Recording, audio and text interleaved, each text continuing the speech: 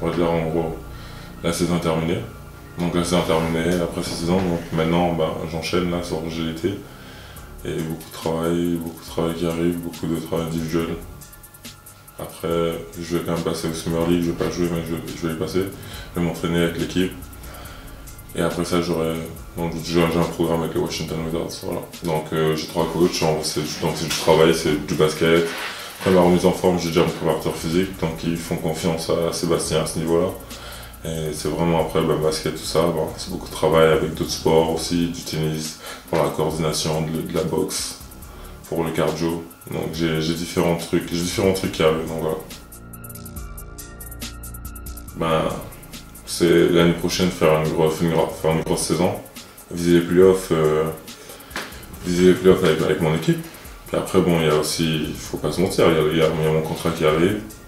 Donc c'est aussi essayer de décrocher un gros contrat et voilà quoi, avoir les choses en grand et essayer d'avoir un gros contrat, de faire partie des gros joueurs de cette ligue, c'est tout, c'est mon but. Alors oui, j'ai eu des hauts, des bas. Donc c'était vraiment ma première saison NBA, même si ça fait déjà 3 ans que je suis là, mais c'est vraiment là la première saison où j'ai 22 minutes par match, je joue 78 matchs, donc vraiment pour la première saison on me donne des responsabilités où on me fait vraiment jouer, on attend quelque chose de moi. Donc ça m'a permis de voir c'était quoi une vraie saison NBA. Et c'est dur, t'as des moments de fatigue, des moments où c'est... Parce que t'enchaînes les matchs, parfois tu joues 4 fois dans la semaine. Et c'est vraiment un rythme à prendre, au niveau de l'hygiène de vie, faut faire attention à tout, tu vois, moi j'ai mon nutritionniste, j'ai mon chef, j'ai mon préparateur physique, il y a beaucoup de trucs que tu es obligé de faire, beaucoup de détails que tu es obligé de, tu vois, qu'avant peut-être c'est des détails, maintenant ça devient des grosses choses et tu es obligé de faire attention à tout ça, donc voilà, c'est pour ça que moi quand je vois des gars comme Tony, quand je vois qu'il enchaîne toute une saison et que ça fait déjà, ça fait quoi maintenant, 9 ans, 10 ans, qu'il enchaîne comme ça et qu'il enchaîne les bonnes saisons sur bonnes saisons et qu'il monte chaque année de niveau, tu dis que c'est impressionnant. Quand moi, maintenant, je sais ce que c'est de jouer après 82 matchs et lui, il en joue plus parce qu'il va en playoff à chaque fois et que sans limite, ils sont en finale, ils vont loin. Donc à chaque fois, je me dis que c'est encore plus dur d'enchaîner. Donc c'est pour ça que j'ai du respect pour des gars comme ça. Donc maintenant, c'est sûr que là, je me prépare, je sais ce que c'est maintenant, donc il faut que je me prépare pour la saison à venir et il faut que je sois prêt. C'est un chemin de vie, c'est des choses, quand je dis détails, c'est des choses sur quoi tu prêtais pas attention avant. Tu disais, c'est pas grave, si je vais me coucher à 2 heures ou 1 heure, ça change tout. Alors que là, maintenant, plus tu peux grappiller du sommeil et plus t'en grappilles. C'est vraiment ça, c'est vraiment ça l'esprit. Parce qu'au niveau de la bouffe, avant, tu dis, je mange ça, je mange ci, ça va, ça n'a pas. Alors que maintenant, tu te dis, il faut que je sois régulier, il faut que j'essaye de manger à la même heure tout le temps, il faut que j'essaye de, tu vois. C'est beaucoup de choses, tu vois, au début, quand t'es jeune, pour des trucs, tu te dis, c'est pas si important de ça, et au final, tu te rends compte qu'à partir de maintenant, oui, c'est important. Genre, c'est des choses comme ça, c'est ça que je dis, c'est ça que j'appelle des détails qui sont vraiment devenus des grosses choses. Et après, t'as la gestion, la récupération, tu vois, tu peux pas te permettre comme avant, où tu sors, c'est plus comme avant, tu vois. Tu peux pas te permettre de faire ça. Donc, chacun trouve son truc, il y en a, ils vont travailler leur cardio, comme je disais tout à l'heure, avec la boxe, il y en a, ils vont faire des trucs, il y en a qui vont prendre, ils vont tout baser, ça dépend, chaque personne a son truc. Je sais pas après, je connais pas tous leurs trucs à tous, mais c'est vrai que chaque personne après trouve son truc, chaque personne fait son truc. J'ai vraiment ciblé 2 sports. C'est vraiment au niveau j'ai ciblé le tennis et la boxe. C'est vraiment parce que le tennis, c'est la coordination. Tout mon corps bouge, tout mon corps, la coordination entre les yeux, la balle, entre les yeux et les mains. Ce qui est important, même quand tu vas au rebond, tu fais des trucs comme ça. Et après, la boxe, parce que même l'échauffement, c'est du cardio tout le temps, quoi. Faut être en forme pour faire. Donc c'est vraiment ça, je visais sur ces 2 trucs-là. Je veux être coordonné, je veux que mon corps soit coordonné, et je veux aussi pouvoir avoir du cardio capable de tenir. Après le basket, je travaille sur le terrain, quoi. Je travaille tous les jours sur le terrain. Donc. Mais après, c'est vraiment ces trucs-là. J'ai envie de travailler sur mon cardio, parce que c'est vrai que des fois, ça m'arrivait dans l'année d'enchaîner 28, et le 4e match, t'es KO. Tu peux plus, parce qu'on ton cardio n'est pas assez, tu vois, t'as pas assez de cardio ou des trucs comme ça, alors que tu vois, il faut pouvoir enchaîner et être une machine. Les Wizards, c'est beaucoup de basket. Maintenant, à côté, bah, c'est moi qui trouve mon petit truc en plus et c'est moi qui veux faire. C'est avec Sébastien d'ailleurs, on a mis ça en place, on s'est dit bon, on va faire ça, on va faire ci, on va faire ça.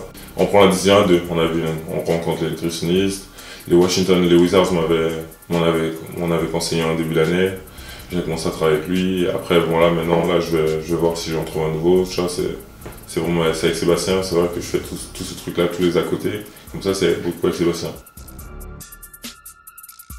La différence, c'est l'expérience. Une équipe comme San Antonio où t'as pas beaucoup de jeunes, on a vraiment une équipe jeune, déjà t'as l'expérience, donc forcément, qui dit expérience dit professionnalisme, t'as plein de choses, il y a plein de choses en gros, ils sont en avance parce qu'ils ont déjà tout ça en fait. Ils ont déjà une équipe soudée, ça fait déjà plusieurs années c'est le même squelette. Après ils rajoutent en gros quelques organes autour, mais c'est vraiment le même squelette, c'est vraiment, l'équipe est vraiment fondée sur Tony, Manu et Tim Duncan. Donc tu dis que voilà, s'ils ont le même truc, c'est pareil pour Miami. Miami, bon, c'est différent, ils ont des superstars, ils ont des gars très très forts. Mais eux, on va dire que à San Antonio, ils sont très très forts. Mais c'est vrai que leur jeu collectif, c'est ça qui fait toute leur force. Quand tu joues contre eux, tu vois à quel point la balle tourne, la balle elle tourne, tout. Ils jouent, tu vois bien qu'ils se connaissent par cœur. Ils se trouvent sur des spots, ils regardent pas, ils savent que ils savent qu'à ce moment-là précis, il sait que lui sera dans le corner à ce moment-là. Donc ils se connaissent par cœur, tu vois vraiment qu'ils se connaissent et quand ils jouent, tu vois qu'il y a une vraie cohésion que la mayonnaise a bien pris. Et après Miami, bon, ils ont un bis, on va dire qu'ils ont une sorte de monstre, voilà, ils ont LeBron, ils ont Wade, ils ont 3 superstars et autour après ils ont des gars qui font le taf, comme ils ont Ray Allen. Ils ont su bien s'entourer, mais c'est vrai qu'après les 3 superstars, c'est vraiment le big tree, c'est vraiment LeBron qui fait tout. L'équipe, on commence à se remettre, il y a eu des années voilà, il y a des choses qui sont passées, des antécédents, qui n'ont pas forcément, on va dire, fait du bien à l'image de l'équipe. Il y a des choses qui sont passées et maintenant, l'équipe, ils sont en pleine reconstruction. On va dire que c'est vraiment cette année où ils ont vraiment commencé à reconstruire. Ils veulent maintenant, j'ai lu maintenant, ils me disaient qu'ils veulent vraiment construire, même sur la draft, ils ne veulent pas forcément prendre sur le talent, mais sur le caractère, par rapport à certains cas passés. Donc maintenant, c'est vraiment là, on va dire qu'on est en reconstruction, et maintenant là, on commence à tenir le truc. Mais en fin d'année, on a commencé quand on a eu tout le monde qui était en forme, qu'on a joué, on a commencé vraiment à battre toutes les équipes, c'est que ce soit bonnes équipes. Après, on perdait, ce truc qui est quand même bête, c'est qu'on perdait contre des petites équipes. Des équipes contre qui on n'était pas censé perdre, parce qu'on pouvait en battre les gros, donc on était censé normalement gagner. On gagnait sur des trucs comme ça. Mais après, c'est ça, on est jeunes, ils sont en train de reconstruire, c'est totalement différent. Hein. Alors que San Antonio et Miami, c'est des clubs qui sont stables, il n'y a pas de réputation, il n'y a pas de truc à changer, c'est stable. Alors que nous, on essaie en train de tout reconstruire, donc c'est sûr que c'est pas évident. Mais le but, c'est de changer l'image et d'aller en playoff maintenant, de retirer cette image de loser que tout le monde a de nous et c'est vraiment d'avancer et de faire quelque chose. Mais tout ça derrière nous et maintenant. Moi je suis quelqu'un, j'aime le challenge. Pour moi c'est un challenge. Changer, surtout que je vois qu'il y en a moyen. Si t'es dans une équipe et que tu vois que personne fait un effort, que c'est les mêmes gars qui sont là et qu'on n'avance pas, forcément c'est décourageant. Mais quand j'étais dans une équipe là, je vois qu'au fur et à mesure ils changent, ils font les trades, ils essaient de virer quand il y a des gens qui, voilà, en gros, il y a des cas, ils les virent, ils cherchent à venir, ils font venir des gars d'expérience, ils ont déjà ramené Néné, Emeka, Trevor Ariza, ils commencent à ramener des joueurs, tu vois, qui ont de l'expérience, des joueurs qui peuvent aussi calmer dans le vestiaire, ça devient plus professionnel. On a changé de coach, le coach commence à maintenant vraiment s'occuper de l'équipe et vraiment structurer l'équipe. Tu te dis qu'il y a quelque chose à faire maintenant, donc c'est sûr que moi je me challenge. Il y a plein de gens qui me disent comment tu fais pour rester dans cette équipe, comment tu fais ci, comment tu fais ça, alors que moi ils sont pas dans l'équipe, ils sont pas là où je vis, ils voient pas ce que je vis tous les jours, donc forcément c'est plus dur de le voir d'un avis extérieur. C'est juste une image que les gens ont, ils se disent bon ben c'est des losers et ils feront rien, alors que moi je vois qu'à l'intérieur il y a un travail qui est fait, il y a de la recherche, ils veulent avancer, donc forcément, tu vois, moi ça me motive, c'est ça qui me motive, et je vois que John est amené à progresser, je suis amené à progresser, ils veulent construire sur nous, voilà, forcément, moi ça me motive et j'ai envie maintenant d'avancer et de fonder quelque chose avec cette équipe et d'aller le plus loin possible. Je fais partie de l'avenir, je fais partie, pour eux, je fais partie de l'avenir et ils veulent construire, oui, autour de moi aussi. L'équipe sera pas totalement autour de moi, mais en tout cas, voilà, ils veulent me donner ma chance, ils veulent que vraiment que je devienne une pièce importante de l'équipe. J'ai pas beaucoup de choses à dire sur ce sujet, parce que déjà, bon, c'est un sujet qui est passé, ça fait déjà depuis le début de l'année, maintenant, il y a beaucoup, dans NBA, chaque saison, il y en a plein qui changent d'agent, et maintenant, on ne fait pas forcément attention. C'est parce qu'après, je suis français, forcément, tout le monde a fait attention à ça. Maintenant, après, voilà, j'estimais que moi et Bouna, on a fait pas mal de temps ensemble. Il m'a permis de faire beaucoup de choses dans ma vie. J'ai travaillé, mais bon, il m'a quand même aidé beaucoup, que ce soit pour la draft. Nike Smith, il a appuyé mon dossier, il m'a permis.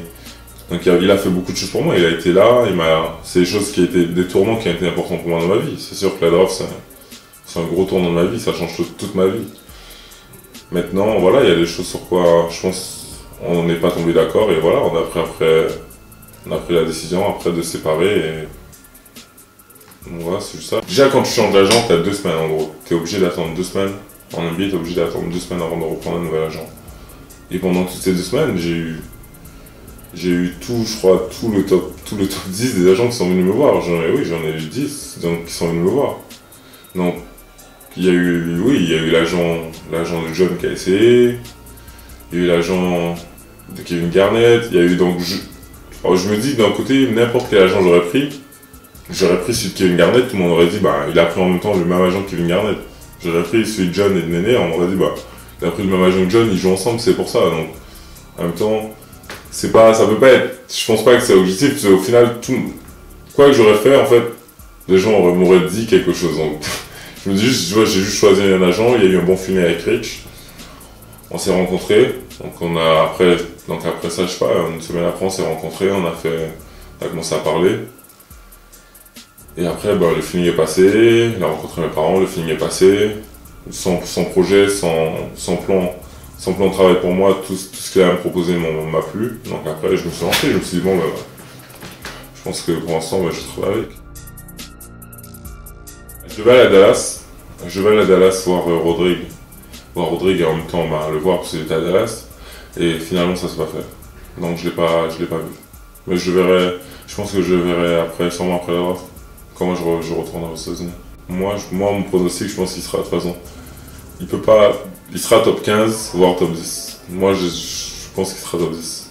C'est mon pronostic. Je sais, il a fait une saison plutôt intéressante.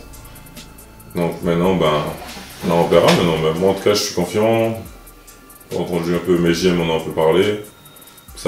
Tout a l'air d'être bon pour lui, donc maintenant, il faut voir. C'est vrai qu'il y a beaucoup de jeunes qui sortent et ils ne sont pas forcément prêts à jouer en pro tout de suite. Que ce soit au niveau de la maturité, que ce soit au niveau du jeu, alors qu'aux États-Unis, lorsqu'ils sortent d'université, ils sont prêts. On peut le voir, chaque année, il y a des stars, il y a des nouveaux rookies qui arrivent et dans la ligue, ils font des bonnes choses. Par exemple, quand je regarde Bradley, qui est dans mon équipe, il a su arriver, enchaîner tout de suite et en faire une bonne saison derrière, faire une bonne saison. Donc il y a différentes choses, c'est vraiment quand ils sortent de l'université, la plupart du temps ils sont déjà prêts. D'ailleurs la plupart ceux qui font pas la draft, mais la plupart il y en a qui partent en Europe, il y en a qui partent en Euroleague, il y en a qui viennent ici, il y en a qui sont déjà prêts à enchaîner et ils ont des gros temps de jeu. Donc ils sont déjà prêts à enchaîner, après c'est une autre façon de voir les choses, mais ils sont vraiment déjà prêts à enchaîner en gros les pros. Maintenant,